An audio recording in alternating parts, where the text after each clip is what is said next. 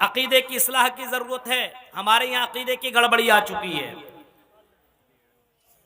बच्चा पैदा हुआ, उसके गर्दन के ऊपर तावीज लटका दिया गया। क्यों? ये तावीज इस बच्चे की हिफाजत करेगा। दो बच्चे पैदा हुए, अब बच्चादानी को डॉक्टर के जरिए से और ऑपरेशन के जरिए से खत्म करवा दिया जाता। क्यों? हम दो, हमारे दो कौन खिलाएगा, इतना रिस्क कौन लेगा। ये अकीदा हमारे अंदर आया कहां से? ये गड़बड़ी पैदा कैसे हुई? अकीदे के अंदर गड़बड़ी है। आज हम अपने घर की फिक्र कर रहे हैं कि घर के अंदर अगर कोई गड़बड़ी हो तो उसको ठीक ठाक करने की कोशिश करते हैं। अगर हमारा बच्चा बीमार हो तो उस बच्चे को ठीक करने के लिए डॉक्टर के पास लेकर के जाते हैं, डॉक्टर को बुलाते हैं, इलाज करवाते हैं। हमारा बच्चा बीमार है, हमारे घर के अंदर अगर कोई खराबी है तो मिस्त्री को बुला करके उस छत को मुरम्मत करवाते हैं ताकि हम उसके अंदर सुकून से रह सके। अब अल्लाह तो यही कहता, मेरे बंदो जरा ये बताओ, अगर तुम्हारा बच्चा दुनिया की आग में जाने की कोशिश करता है तो तुम उस बच्चे को बचाने की कोशिश करते हो, क्योंकि उस बच्चे को मालूम नहीं है कि ये आग हमें कितना नुकसान पहुंचाएगी। उस आग से अपने बच्चे को बचाने की कोशिश करते हो। तुम्हें अपने बच्चे की फिक्र है, दुनिया में अपने बच्चे को सुकून देना चाहते हो, लेकिन ऐ मेरे बंदो, तुम उस आग से अपने बच्चों और अपने फैमिली को बचाने की कोशिश क्यों नहीं कर रहे हो, जो आग दुनिया की आग के मुकाबले में कई गुना ज्यादा है। कुरान कहता है, या अय्युहल्लज़ीना आमनू कु अनफुसकुम व अहलीकुम नारा, ऐ मोमिनो तुम अपने आप को और अपने परिवार वाले को दोनों को जहन्नम की आग से बचाओ, दोनों को जहन्नम की आग से बचाओ। और इसी जहन्नम की आग से बचाने के लिए अल्लाह तबारक व तआला ने नबियों को भेजा, रसूलों को भेजा, ऋषि मुनियों को भेजा, दुनिया के अंदर पैगंबरों का भेजने का सिलसिला जारी रखा। और जब जनाबे मोहम्मद रसूलुल्लाह को भेजा तो उस नबी को भेजने के बाद रसूलों का सिलसिला दुनिया में आने का खत्म कर दिया और आपने ऐलान कर दिया, वह खुतिमा बिन नबियून, ऐ लोगों मेरे ऊपर नबियों का खात्मा कर दिया गया है। अब मेरे बाद कोई रसूल, कोई पैगंबर, कोई नबी, कोई ऋषि मुनि दुनिया के अंदर नहीं आएगा। अब मेरी बात, कोई नबी, कोई रसूल, कोई पैगंबर दुनिया के अंदर आने वाला नहीं है। अल्लाह ने कई नबियों को, लाखों की तादाद में अल्लाह ने नबियों को इंसानों को समझाने के लिए, इंसानों को राह रास्ता पर लाने के लिए, इंसानों को अल्लाह की तरफ बुलाने के लिए और माबूदाने बातिल से दूर रखने के लिए कई हजार नबियों को भेजा, कई रसूलों को भेजा, पैगंबरों को भेजा। अब मेरे बाद कोई नबी, कोई रसूल दुनिया के अंदर नहीं आएगा।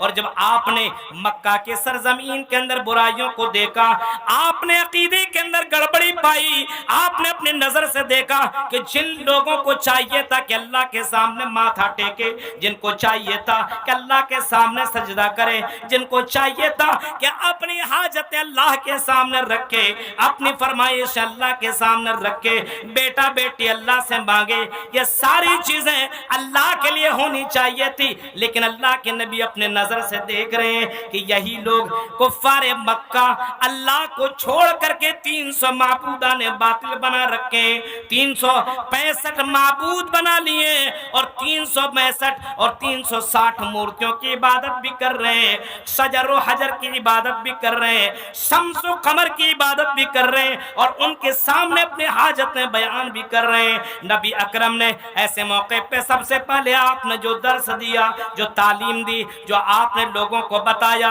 सबसे पहले आपने तौहीद का दर्स दिया और लोगों के सामने अल्लाह का मकाम लोगों के सामने बयान करने की कोशिश की। सबसे पहले लोगों को अल्लाह का पावर दिखलाया कि सबसे बड़ा कौन? अल्लाह। सबका मालिक कौन? अल्लाह। सबका खालिक कौन? अल्लाह। सबसे ज्यादा किससे डरा जाए? अल्लाह से। सबसे ज्यादा मोहब्बत किससे की जाए? अल्लाह से। अब तसव्वुर कीजिए, गैरों के यहाँ यह अकीदा मौजूद है, गैरों के यहाँ भी यह अकीदा मौजूद है कि अल्लाह एक है, उनकी यहाँ भी ये है। लेकिन कुछ जगहों में उनकी यहाँ अकीदे के अंदर गड़बड़ी है। एक नहीं, दो नहीं, तीन नहीं, कई करोड़ देवी देवता मौजूद हैं। इस्लाम कहता है तुम्हारे एक ही अल्लाह है, एक ही रब है, एक ही राज़िक है, एक ही खालिक है। उसी की इबादत करो, उसी से मोहब्बत करो और उसी से डरो, उसके अलावा किसी से डरने की जरूरत नहीं है। हिंदू धर्म के अंदर बाकायदा किताबों के अंदर लिखा, श्रीमद् भागवत महान पुराण स्कंद 12 अध्याय 2 मंत्र नंबर 16, 17, 18 को देखिए। इत्तकलौगत पराय जनेषु घर घर मिले धर्म तराय सतवैन भगवान उत्तरिष्यति तथस्तु शंबल घरा में सौते से जो जाति विवज्जिता मंगलाचार बहुल पापिता विवज्जिता। ये मंत्र को जरा देखिए, हिंदू धर्म के किताबों को आप देखिए, इस्लाम की सच्चाइयों को आप देखिए, अकीदे को इस्लाह करने के लिए, अकीदे की दुरुस्तगी के लिए अल्लाह तबारक व तआला ने नबियों को भेजा। अब हिंदू धर्म के अंदर भी मौजूद है, इत्तकलौगत बराए जनेशु घर घर मिले। कुछ जमाना गुजर जाने की बाद, कुछ जमाना गुजर जाने के बाद लोग जानवर जैसी जिंदगी गुजारेंगे। हिंदू धर्म के अंदर कई युग, कई जमाना गुजरे हैं। कल युग, त्रेता युग, हाँ, सतयुग, द्वापर युग, उनकी यहाँ ये सब जमाने हैं। कल युग के अंदर एक लास्ट नबी ऋषि मुनि पैगंबर आएगा, ये भी मौजूद है। जब लोग जानवरों जैसी जिंदगी गुजारेंगे तो लास्ट ऋषि मुनि को, पैगंबर को अल्लाह ताला दुनिया के अंदर अवतार करेगा। दुनिया के अंदर अल्लाह ताला उस नबी को, ऋषि मुनि को दुनिया के अंदर भेजेगा। हाँ, वो इतना जबरदस्त होगा, रोशन की तरह चमकने वाला होगा। उस अल्लाह, उस नबी को तो अल्लाह तबारक व तआला ने सिराजम मुनीरा से ताबीर किया है। सिराजम मुनीरा, ऐ नबी हमने आपको सिराजम मुनीरा बना करके भेजा। उसी ऋषि मुनि का तस्करा हिंदू धर्म की किताबों के अंदर भी मौजूद है। और हिंदू धर्म की किताबें कहती है कि लास्ट ऋषि मुनि जब आएगा तो दुनिया के अंदर रोशनी फैल जाएगी। दुनिया के अंदर जो बुराइयां हैं, उन बुराइयों को लास्ट ऋषि मुनि खत्म कर देगा। गत पराय जनेशु घर घर मिले धर्म तराय सतवैन भगवान उत्तरिष्यति। लास्ट ऋषि मुनि को भेजने वाला, राष्ट्र पैगंबर को भेजने वाला कोई और नहीं होगा, बल्कि रब्बुल आलमीन होगा, भगवान होगा, जो दुनिया के अंदर लास्ट ऋषि मुनि को भेजेगा। लास्ट नबी कहाँ आएंगे, उसका भी जिक्र हिंदू धर्म की किताबों के अंदर मौजूद है। जनेशु घर घर मिले धर्म तराय सतवैन भगवान उत्तरिष्यति तथस्तु शंबल गरा में सौती शिव जीव जाति विवज्जिता। जब लोग जानवर जैसी जिंदगी काटने लगेंगे, अकीदे के अंदर गड़बड़ी, जिंदगी गुजारने में गड़बड़ी, भाईचारा खत्म, एक दूसरे का लोग हत्या करने लगेंगे, बेटियों को दुनिया के अंदर जिंदा दरगोर करने लगेंगे।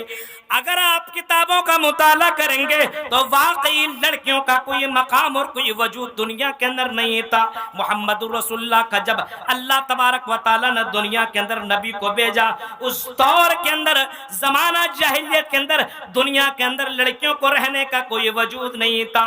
लड़की पैदा हो जाया करती थी तो उस बाप को बड़ा दुख हुआ करता था। वइज़ा बुश्शिरा अहदुहुम बिल उन्सा ज़ल्ल वजहुहु मुस्वद्दन व हुवा कज़ीम। कुरान तो इतना कहता है, जब किसी को इस बात की बशारत सुनाई जाती थी, खुशखबरी सुनाई जाती थी, शुभ समाचार दी जाती थी, ऐ मेरे भाई तेरे घर के अंदर एक बच्ची ने जन्म लिया है, एक स्त्री ने, एक लड़की ने जन्म लिया है, एक बच्ची तेरे घर के अंदर पैदा हुई है, मुस्वद्दन व हुवा कज़ीम। कुरान कहता है उसका चेहरा काला हो जाता था, वो मारे शर्म की छिप जाया करता था।